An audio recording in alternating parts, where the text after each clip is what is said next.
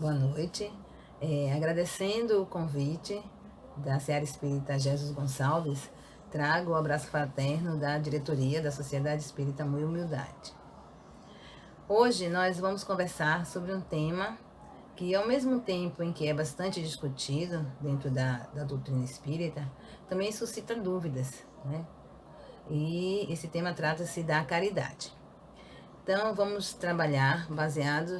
conversar hoje, baseados no Evangelho segundo o Espiritismo, capítulo 13, itens 9 e 10.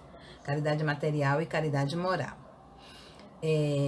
Ao final, eu vou trazer também um outro tema muito polêmico, que trata-se da caridade essencial, muito discutido também por Emmanuel, né? E esse texto da caridade essencial é baseado no livro Vinha de Luz, capítulo 110. Então, vamos começar pela caridade material. Eu gosto muito de começar a conversa falando sobre o significado da palavra, né? E caridade, pelo dicionário, significa benevolência, bom coração, compaixão, beneficência, esmola. É um termo derivado do latim caritas, que significa afeto, amor, e tem origem no vocábulo grego caris, graça.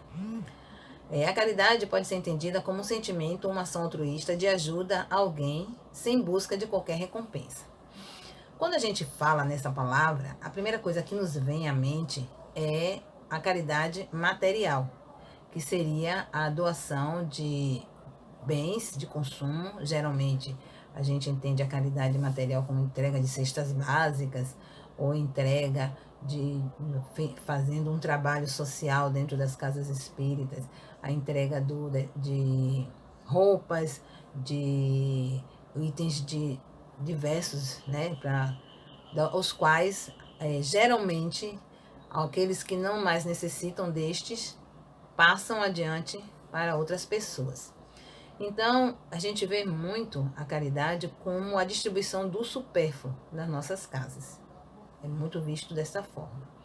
No entanto, a caridade em si, ela não somente é esse auxílio, a caridade material, né? Não é somente esse auxílio ao qual nós damos pensando que estamos fazendo bem, ou como muitas vezes é feito, para ser vistos, né, pelas outras pessoas.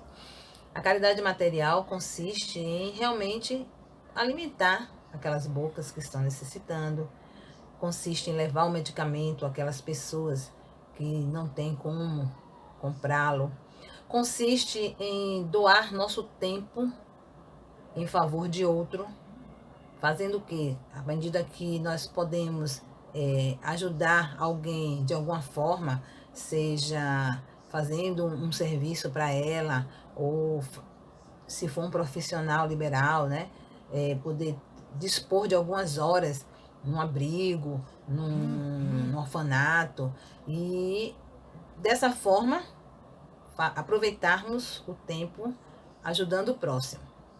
No entanto, a caridade, para ser vista realmente com esses olhos, ela tem que ser altruísta.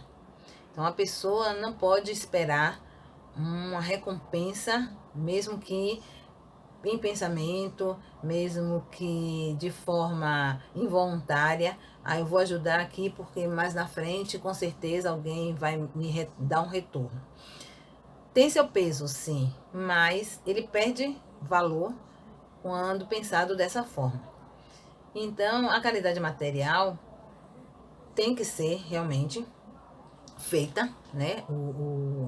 O Evangelho, ele fala muito sobre isso. Haja visto que no tempo de Jesus, não as pessoas daquela época não se ligavam nisso, não tinham o hábito de ajudar o próximo, visto que existiam as diferenças sociais, onde quem tinha dinheiro e poder nascia assim e era à vontade dos céus, e quem nascia pobre tinha que ser pobre.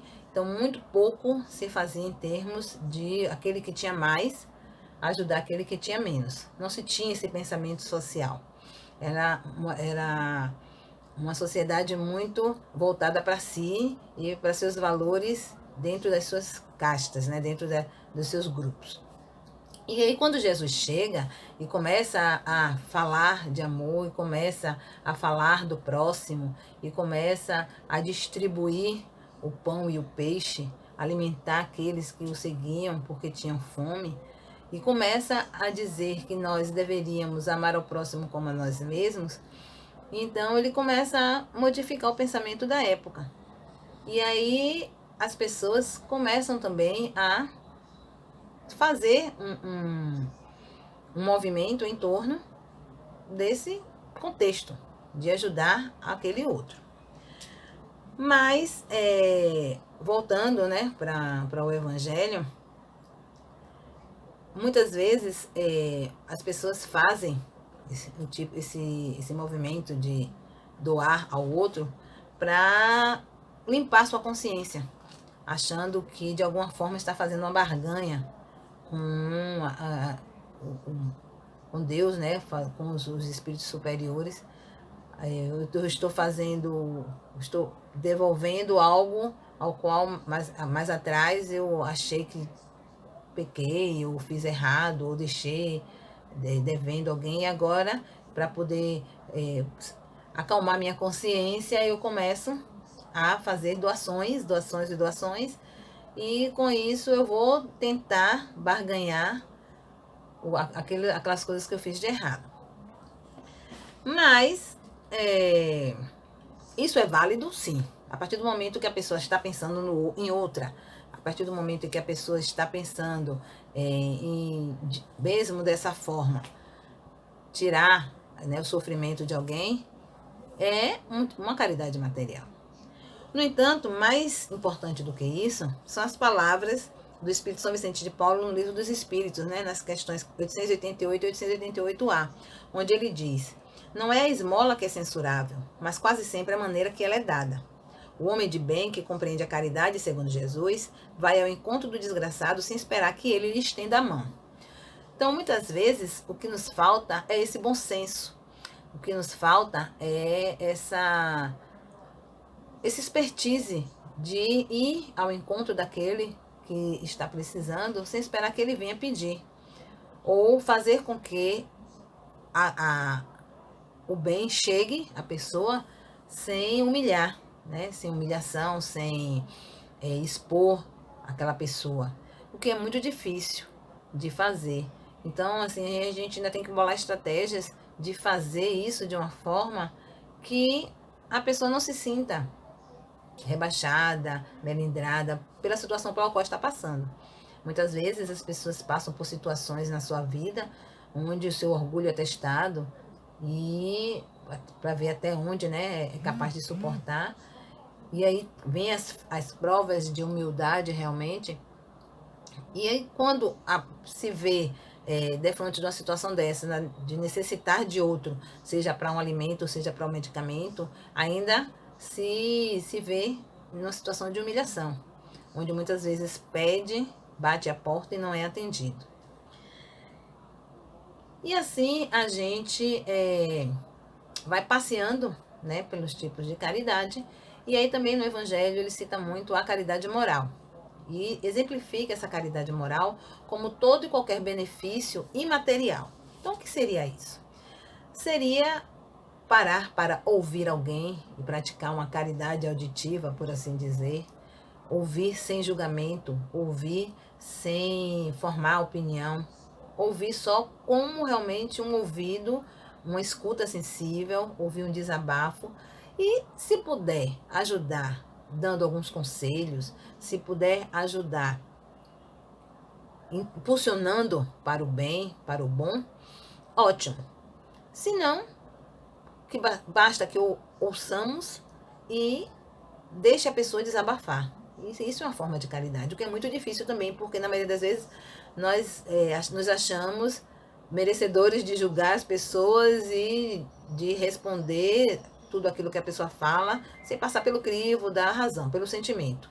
Então se envolve no problema e, se eu fosse você, quando muitas vezes as pessoas não querem o se eu fosse você.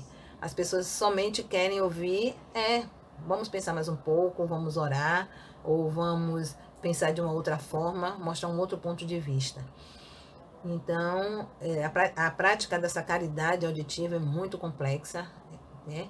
Eu acho que os profissionais de psicologia têm uma formação justa para isso, não é uma coisa muito fácil de se fazer, mas ela existe, ela está aí e as pessoas necessitam cada vez mais de um ouvido sensível, de uma escuta sensível. E com isso, elas querem também mostrar que estão cheias de mágoas, estão cheias de problemas e que esses problemas, uma hora, vão ter que sair. E se não saem através da fala, do desabafo, vão sair através das doenças, né? Provocando as dores da alma, as doenças da alma e fazendo com que o corpo somatize tudo isso. Então, como é difícil de se achar uma escuta sensível, um ouvido sensível, as pessoas estão cada vez mais se enchendo de problemas e esses problemas estão trazendo consequências físicas. Outro tipo de caridade moral, qual podemos fazer também, além da escuta, é a fala, como eu tinha dito, que é muito mais difícil do que a escuta. A gente dá um conselho a quem realmente precisa, né? Porque tem aquele ditado que se conselho fosse bom, vendia se não se dava.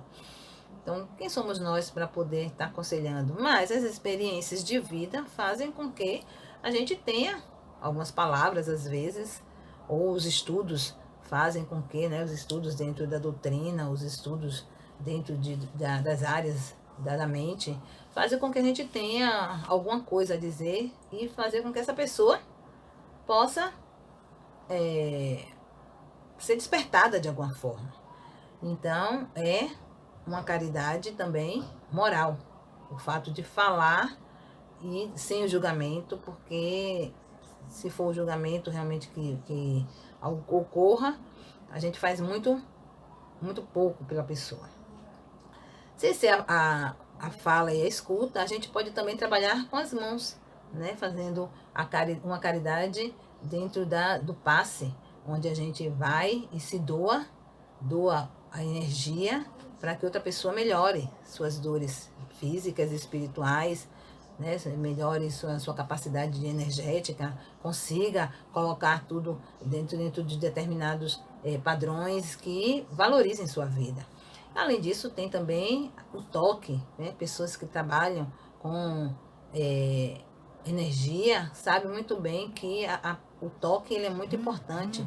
Então, a massoterapia ou o próprio toque no falar, respeitando as condições de cada um, segurar as mãos muitas vezes, faz com que as pessoas se abram, né? Se sintam acolhidas.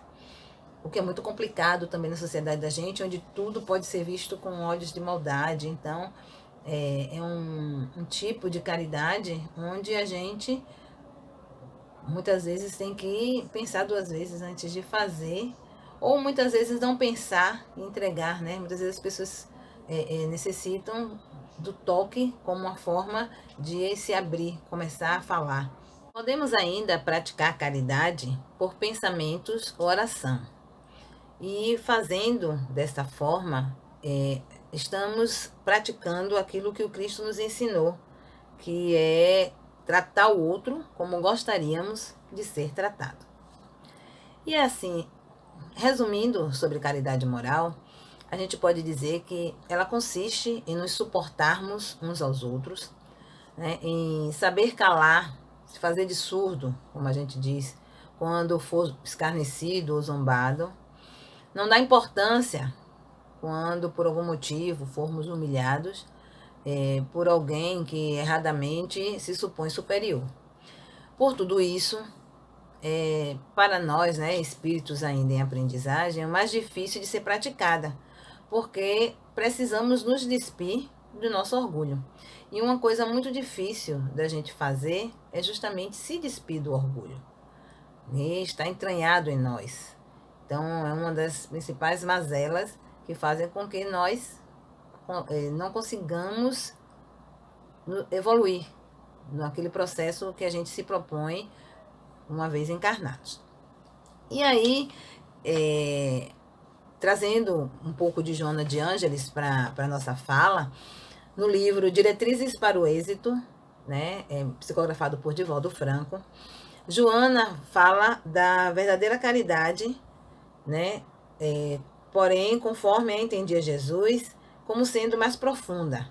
E aí ela traz os três conceitos que fazem com que a caridade, tanto material como moral, seja encarado no seu amplo aspecto. Então ela fala em benevolência para com todos, indulgência para as faltas alheias e perdão das ofensas, que é o que consta, né, no Livro dos Espíritos, na questão 886. E aí Joana traz a explicação desses 3 itens para que a gente consiga internalizar um pouco da proposta do Cristo. E aí ela diz o seguinte: a benevolência para com todos representa um sentimento de profundo amor pelo seu próximo, de compreensão pelos seus atos, por cuja manifestação identifica as suas necessidades evolutivas e não lhe cria embaraços na marcha. A indulgência para as faltas alheias define-lhe o estágio moral avançado, após vencidas as etapas de desequilíbrio e sombra, que lhe ensinaram a entender quão difícil é a libertação dos pontos de vista primários que se retém na retaguarda. E o perdão das ofensas, por sua vez, é o auge das conquistas íntimas, que desidentificam o ser das próprias imperfeições, porque se dá conta do quanto necessita ser perdoado, naquilo que se refere às próprias fraquezas e delitos que tem cometido. Então, realmente, aqui, como ela fala, o perdão das ofensas é se despir do orgulho, como eu tinha falado anteriormente. E aí, com tudo isso, a gente traz também um outro ponto, que é o citado por Emmanuel na caridade essencial. E em que se basearia essa caridade essencial? O que seria isso? Seria a caridade para conosco.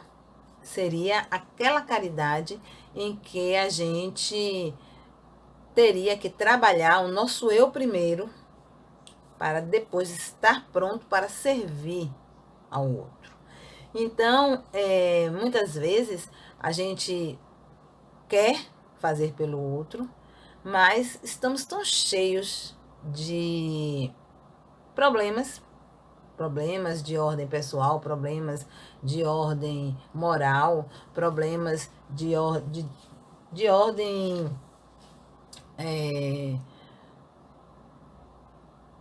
problemas da alma mesmo, que não conseguimos alcançar o outro. Então, Emmanuel, no livro, né, como eu tinha falado, Vinha de Luz, na psicografia de Chico Xavier, no capítulo 110, ele fala sobre essa caridade, cita essa caridade essencial, que depois ele vai trazer em outros textos. E aí ele fala o seguinte, que em razão de ninguém pode assistir ao outro com eficiência se não procurou edificação em si mesmo. Ninguém medicará com proveito se não adquirir o espírito de boa vontade para com os que necessitam, e ninguém ensinará com segurança se não possui a seu favor os atos de amor ao próximo, no que se refere à compreensão e ao auxílios fraternais. Então, que a gente precisa primeiro internalizar esses conceitos, que a gente precisa ser benevolente para conosco, que a gente precisa ser indulgente com as nossas próprias faltas, que a gente precisa se perdoar para conseguir expandir esse sentimento fraterno da caridade. E aí, Emmanuel continua falando assim, que antes, porém, da caridade que se manifesta exteriormente nos variados setores da vida, pratiquemos a caridade essencial, sem o que não poderemos efetuar a edificação e a redenção de nós mesmos. Então, em que consiste essa caridade? O que é que ela nos faria de diferente? Então, seria nós pensarmos, falarmos e agirmos segundo os ensinamentos de Jesus. Então, é a caridade de vivermos verdadeiramente no Cristo e para que Ele viva em nós. É a caridade onde a gente tem que se predispor a aceitar as bênçãos do alto, a gente tem que se praticar o auto-perdão, praticar o autoconhecimento, né? Para a partir daí a gente conseguir vencer as nossas dificuldades.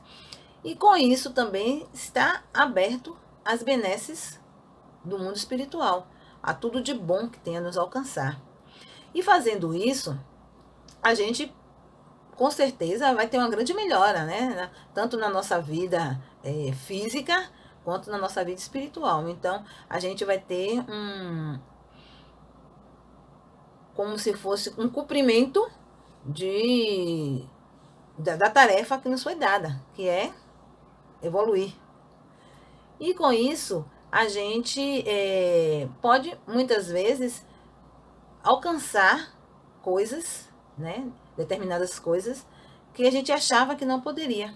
Porque a gente fica muito preso no nosso eu. A gente fica muito apegado a determinados sentimentos que nos levam muito para trás. A gente fica muito apegado às coisas do passado. Então, assim, a gente tem que largar um pouquinho essa bagagem, abrir essas malas, levantar esses tapetes, tirar essa poeira de baixo e fazer com que possamos ressignificar tudo isso. É complicado, é difícil, é um processo que não é de uma hora para outra. Então, assim, requer muita persistência, requer que nós tenhamos muita paciência no que a gente está se propondo a fazer, mas é possível. Basta que a gente tenha boa vontade, né? E que a gente tenha realmente esse interesse de fazer essa melhora interior, fazer essa tão comentada reforma íntima, que muitas vezes a gente fica esperando que a reforma íntima venha de fora para dentro, que fica esperando que algum espírito traga uma receita de bolo para que a gente faça a coisa, nos mostrando como a coisa deve ser feita. No entanto, essa reforma íntima tem esse start dentro da gente, esse começo, a partir do momento que a gente se predispõe. A caridade ajuda? Ajuda. Se a gente começar praticando e fazer com que isso nos melhore, com certeza, a gente vai crescer muito com isso. Porque quando a gente começa a se envolver com os problemas das outras pessoas, a gente vê que os problemas da gente não são daquele jeito tão, daquele tamanho que a gente mensura, né? Daquela forma que a gente acha que não tem a solução. E com isso, a gente também desvia um pouco da atenção para os nossos próprios problemas. Então, a melhor forma da gente contribuir, colaborar para essa mudança, essa caridade essencial, é praticando, começando com a caridade material, evoluindo para a caridade moral, mas sem esquecer que existe também essa outra parte, né, desse tripé, essa caridade essencial. Então, a gente tem que ajudar o outro na intenção de nos ajudarmos também a nos conhecer e fazer com que a nossa transformação comece a acontecer. E aí, para terminar, né, essa minha fala, eu vou trazer a última parte do texto de Emmanuel, onde ele fala que sem a caridade essencial, a gente pode levar a efeito grandes serviços externos, alcançar intercessões valiosas, né, tanto em nosso benefício, como espalhar notáveis obras, onde a mídia ou as outras pessoas nos observem. Mas dentro de nós mesmos, nos instantes de supremo testemunho na fé, estaremos vazios e desolados na condição de mendigos da luz.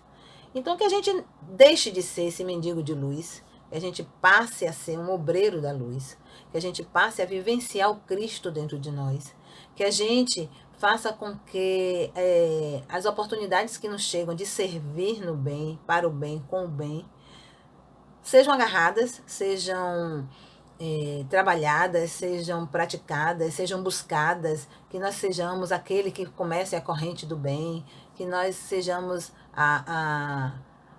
o primeiro passo na vida, né, de outras pessoas, nós possamos ser o primeiro passo de mudança para o bem, para o melhor. E que a gente, com isso, faça também grandes coisas dentro da gente. Não só pessoalmente, mas também em torno de nós, nos nossos próximos mais próximos, que é a família, né? Muitas vezes a gente olha muito para o necessitado do lado de fora, o mais afastado, esquecendo que na nossa família, onde a gente tem que passar maior tempo, onde a gente passa maior tempo, onde o laboratório, né, de vida está ali, a gente deixa esquecido. E com isso, perdemos também grandes oportunidades de praticar tanto a caridade moral quanto a caridade material. Que nós possamos olhar mais ao nosso redor, né? Que nós tiremos o olho um pouquinho do nosso umbigo e possamos olhar em torno dos nossos próximos mais próximos e ver onde é que a gente pode interferir de forma positiva, onde é que a gente pode ser esse ponto de mudança. E com isso, agradecendo enormemente mais uma vez essa oportunidade, pedindo a Jesus que nos abençoe, que nos proteja, agradecendo aos mentores espirituais, aos espíritos de luz pelas inspirações.